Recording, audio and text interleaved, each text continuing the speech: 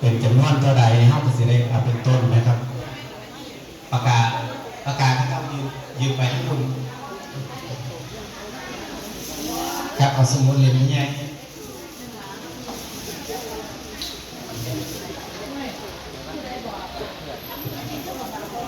กับบทสาสิ้นความสมบักน้ำสีบานมือนะครับต้นกลางต้นมันสิสมดอกกลางกันบทสาเงินดอกกินค่าต่างขิงนะครับบทสาเงินนอกกินลิ่งต่างกระตายบทสาตั้งบักนั่นผู้หายสร้างได้พอผู้เพิ่นเสียงดีนะครับเด้อ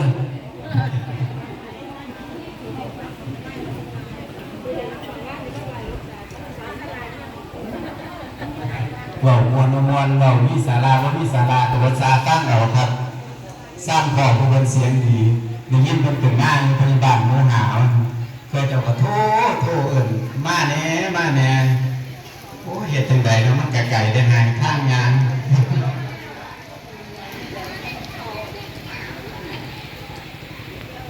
กับฝ่ายบัญชีนะครับ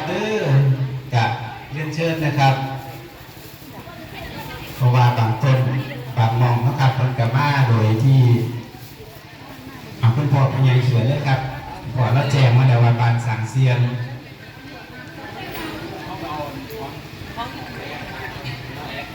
กับต่อเลยนะครับขอบคุณลมไม้ใบบุญนะครับ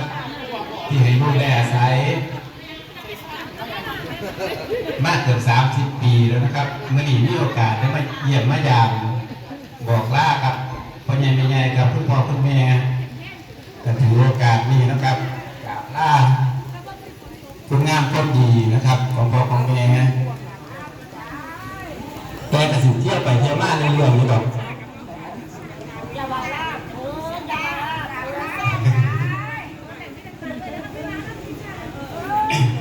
เอาถึงเวลาผ้าจากก็ต้องจากกันนะ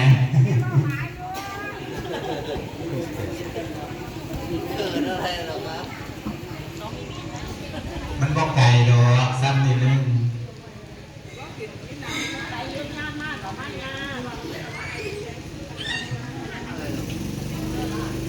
เฮ้าพี่พ่อขันขึ้นมาแล้วเฮ้านับเป็นต้นแล้วเนาะแม่นพ่อเนาะ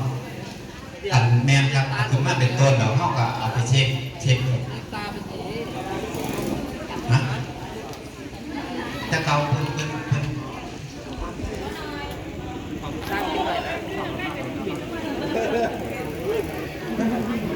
มันสิถวาย2 เทียได้พ่อมันสิถวาย2 เทียได้ถ้าเขานี่ถึงมาตั้งปุ๊บแล้วเอาเป็นนับเป็นยอดอ๋อน้าอุทิศมุทิตาก่อนวันนี้เขาจังเอาไปนับนะก่อนนะโอ้ครับแม่ครับเนี่ยครับเอาต้นขึ้นมาตั้งทั้งทีก็ได้ครับแล้วก็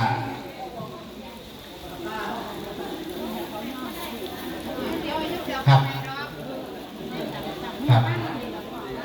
เอาขึ้นมาเพิ่มผีเด้อครับคุณพ่อคุณแม่เป็นสีแดงสายสีฟองแล้วก็เท่ากับวากรรมถวายท่านอุทิศมุทิตาจีนก่อนปฏิทินครับพุทธครับเท่าจังเอาไปเช็คเป็นยอดนะครับเท่าไหร่แล้วปฏิทินอีพอใบยาบัจจกรปฏิภาค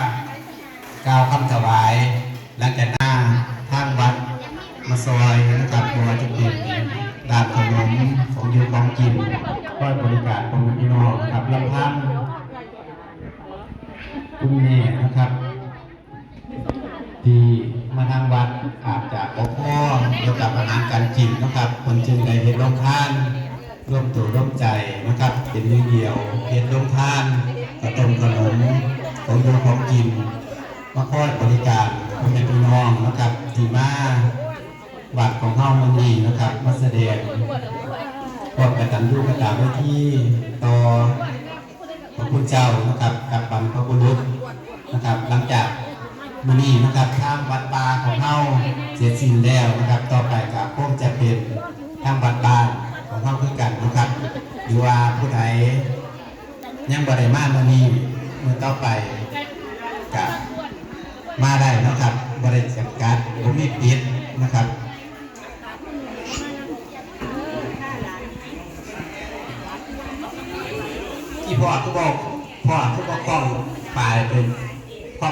เทิงไปลงแม่พ่อครับแมนครับครับ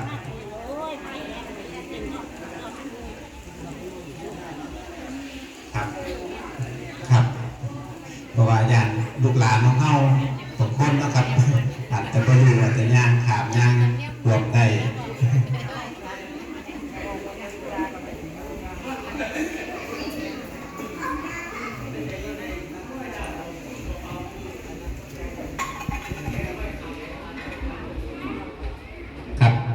ทั้งในบ้านกับคงจะเริ่มเหี่ยวมากแล้วล่ะนะครับกับบริเวณมีจักต้น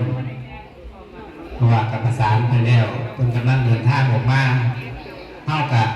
พาไปเรื่อยๆนะครับน้องคุณพ่อเนาะเมียน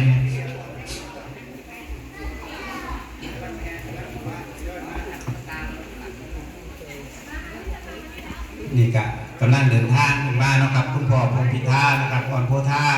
เป็นมีลูกนะครับลูกชายลูกสาวเป็นไปประกอบอาชีพนะครับจนมีอยู่มีกินอยู่ทางด้านต่างประเทศนะครับเพิ่งจะได้เห็นตัวเงินขึ้นมาถึงจะมาซา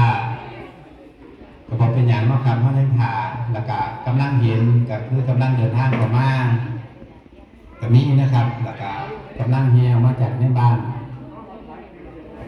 ทยอยออกมาเรื่อยๆนะครับเพราะว่ากับขอกราบประทานอภัยนะครับเพราะว่าเขาไม่มีกำหนดกฎเกณฑ์เวลาที่เป็นวิธีการตรงๆนะครับกับตามคนกับตามข่าวปากต่อปากใจซื้อนะครับเสียงตามสายจากเฟซจากไลน์บอกกล่าวกันไปนะครับว่าเขาจะมีการเฮ็ดต้นดอกเงินในมื้อนี้ถวายพระพุทธเจ้าแล้วก็ประสบความสำเร็จนะครับกับลูกกับหลานเฮากับพากันออกกันคนละ5 ละ 10นะครับจะนำพักนำแรงจากหยาดเนื้อแรงกายแรงใจของลูกของหลานของเฮาจนเป็นต้นขึ้นมานะครับเพื่อจะมาถวายคุณเจ้านะครับทางวัดว่าอารามของเฮาให้รุ่งเรืองเรืองนะครับ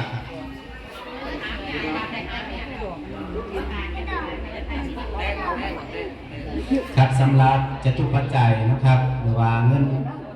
ทำทรัพย์สินสิ่งที่พ่อแม่พี่น้องมาถวายนี่นะครับทางวัดของเฮากับบ่ได้เอาไปใช้โดยที่บ่เกิดประโยชน์นะครับสิ่งที่พระคุณเจ้าเพิ่นได้เฮ็ดนะครับก็คือเพิ่นอุปฏิสังขรณ์นะครับวัดว่าอารามบ่ว่าจะเป็นศาลานะครับแล้วก็กุฏิซึ่งให้พระคุณเจ้าได้พำนักอาศัยจำศีลจำพรรษาจำวัดนะครับเพิ่นก็ได้ปฏิสังขรณ์ขึ้นมาอยู่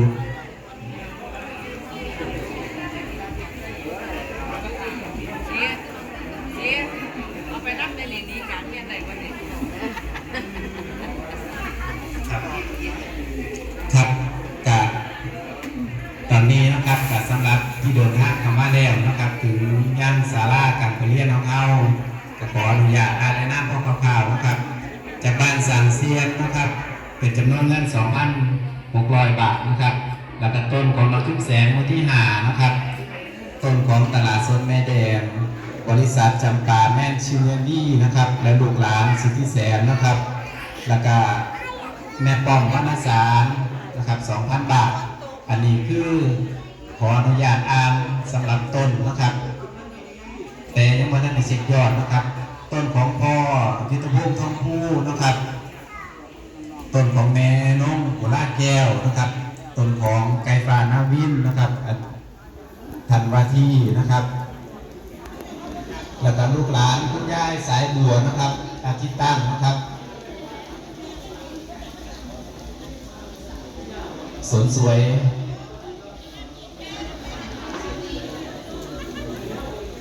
ขอประทานอภัยนะครับสวนสวยคาเฟ่วสันครับคุณพ่อวงเดือนม้วนพุทธนะครับแล้วก็กำลังเดินทางมาอีก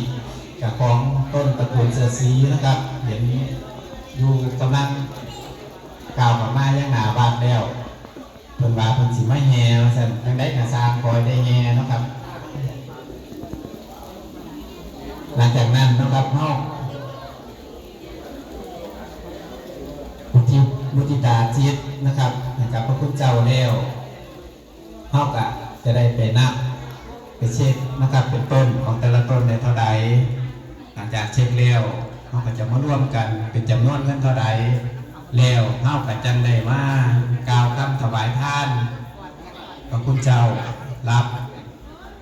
ในสินในพรนะครับก็เป็นเซตที่รวบรวมกันเอาสิต่อยอดอันนั้นก็อีกประเด็นหนึ่งนะครับ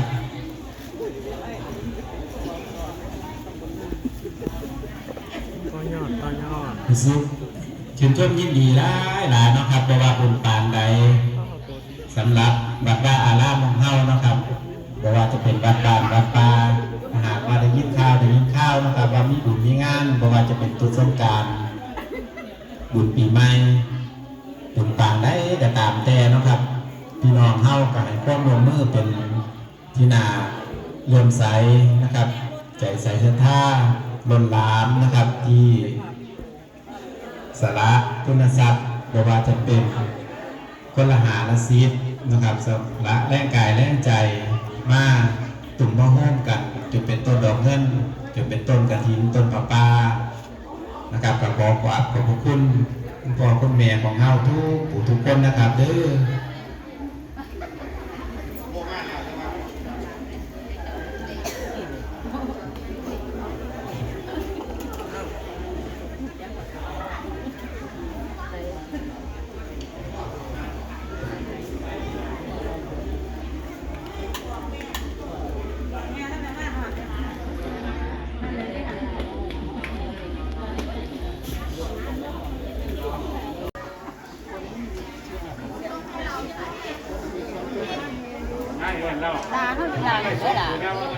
ครับเก่าลงไปนะครับเด้อต้นดอกเงินนะครับไปฟ้อนไปแห่น้ำกันมาสั่งโซกีไล่นะครับ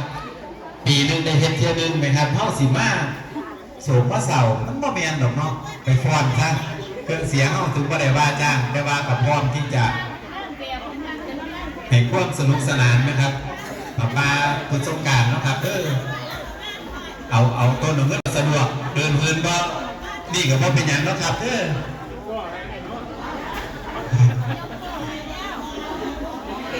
เอาตัวรถกับตอนแย่มาสั่นที่แม่กะ